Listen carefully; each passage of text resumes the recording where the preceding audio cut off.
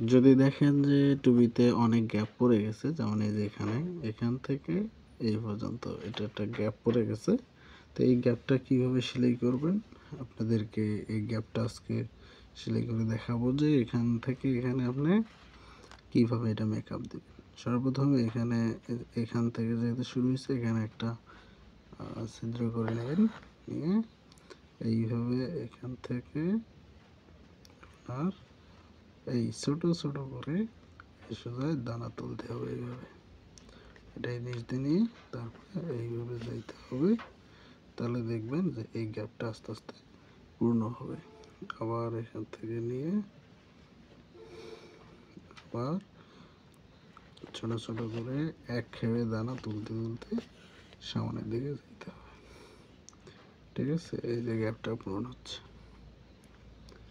তারপরে আবার কি করতে হবে, এটা একটু টাইট দিতে হবে,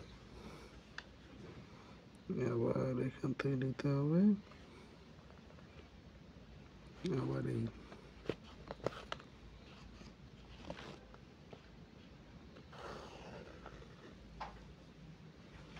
এইভাবে গ্যাপটা পূরণ করতে হবে।